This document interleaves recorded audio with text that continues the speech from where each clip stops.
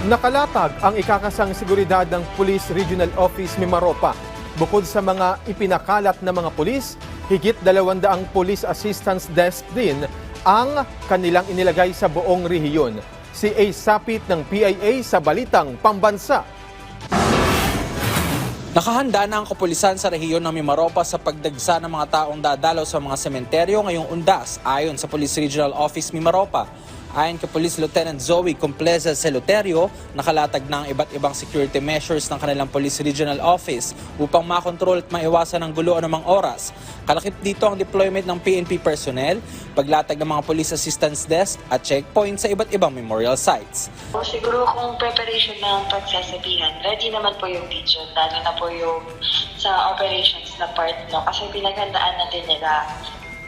Sa pagdagsa naman ng tao compare sa last year, generally peaceful naman po tayo last year and now hindi po tayo mga measures para po yung pagdagsa ng tao ay makontrol natin at makaiwas po tayo sa gulo. Aabot sa 206 na mga police assistance desk ang inihanda ng PRO Mimaropa para sa buong rehiyon. 44 dito ay galing sa Oriental Mindoro, 43 sa Occidental Mindoro, 20 sa Marinduque, 48 sa Romblon, 40 sa Palawan, 11 naman sa Puerto Princesa City. Nasa 262 units naman ng checkpoints ang inihanda ng Police Regional Office para mabantayan ang mga pupuntang tao at masiguro ang pagpapatupad ng no firearms policy sa mga sementeryo. One of the few measures na ipo-point out ko is kasi yung paglagay po namin ng checkpoint sa mga pangunahing daan papunta sa sementeryo. The other one would be establishing the police assistance desk or yung PADS sa bawat sementeryo at sa iba pang mga matataong lugar.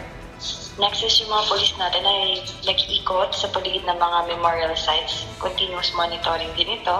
At ang pagsisiyasat sa mga gamit na pumapasok para maiwasan ang pagdala ng mga bagay na could possibly cause ng commotions and problem doon sa ating Undas. Dito sa probinsya ng Oriental Mindoro, sa kasalukuyan ay nasa mahigit 500 PNP personnel ang nakadeploy upang mabantayan ang seguridad ngayong Undas. Mula sa Philippine Information Agency Mimaropa, isapit para sa Balitang Pambansa.